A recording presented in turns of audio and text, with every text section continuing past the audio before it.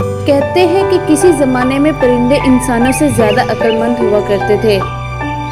انہیں کسی بادشاہ کی ضرورت نہیں تھی اور نہ ہی وزیروں کی جو بادشاہ کو مشورے دیتے ہیں، نہ ہی انہیں پرندوں کے کسی ایسے جرگے کی ضرورت تھی جو مل بیٹھ کر ان کے لیے قانون بناتے۔ ان دنوں جب بھی پرندے اکٹھے ہوتے تو ایک دوسرے سے خوشی خوشی گپیں ہانکتے اور بتاتے کہ کون پیدا ہوا ہے اور کون مر گیا ہے، کون سے پرندے کے بچے یتیم ہو گئے ہیں، اور وہ قوانین بنانے کے بجائے اہم مسائل ایک دوسرے کو بتا دیتے تھے۔ ان کا قانون ایک ہی تھا، محبت اور دوستی کا قانون۔ نہ انہیں نفرت کا علم تھا اور نہ غصے کا۔ لیکن پھر ایک مکار ان کے علاقے میں داخل ہو گیا۔ اس نے ارد گرد کا جائزہ لیا، پرندوں کی خوشیوں کا دشمن تھا۔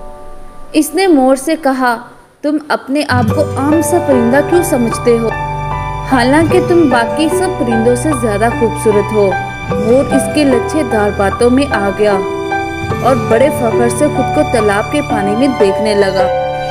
پھر وہی شخص عقاب کے پاس گیا اور اسے کہنے لگا، تم یہ مریل سے پرندے کوئل کو اپنا دوست کیوں سمجھتے ہو؟ کیا تم باقی سب پرندوں سے زیادہ طاقتور نہیں ہو؟ تم بادلوں سے بھی اوپر اڑنے والے ہو، تم آسانی سے اپنی چونچ سے اس کے ٹکڑے کر سکتے ہو۔ عقاب اس کی باتوں میں آ گیا۔ وہ اڑ کر گیا اور اپنی چونچ اور پنجوں سے کوئل کا گھونسلہ تہس نہس کر آیا۔ اس طرح آہستہ آہستہ وہ مکار پرندوں کے بیچ دشمنی کے بیج بونے میں کامیاب ہو گیا۔ پرندوں کی پرامن سلطنت جنگ کا میدان بن گئی۔ پرندے ایک دوسرے سے لڑنے اور گالیاں دینے لگے۔ آخرکار طاقتور پرندے کمزور پرندوں کو شکار کرنے لگے۔ ہر کوئی اپنی طاقت پر ناز کرنے لگا اور کمزوروں کو برا بھلا کہنے لگا۔ ایک دن ایک ننھے سے پرندے نے سب چھوٹے پرندوں سے کہا، ہم اس طرح زندگی نہیں گزار سکتے۔ وہ سبھی عقاب کے پاس چلے گئے اور اسے کہا، ہمیں انصاف چاہیے۔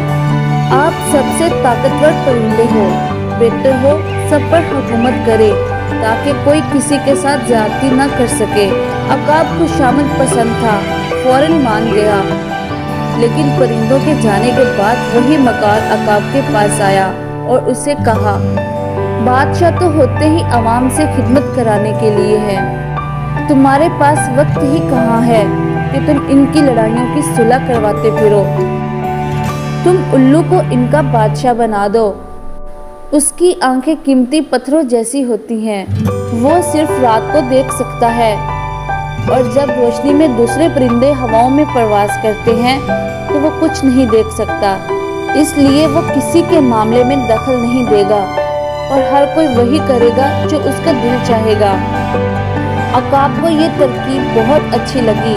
اس نے الو کو پرندوں کا بادشاہ بنا دیا۔ الو دن کو سویا رہتا ہے اور رات کو جاگتا ہے، جب باقی پرندے مزے سے اپنے گھونسلے میں سوئے ہوتے ہیں۔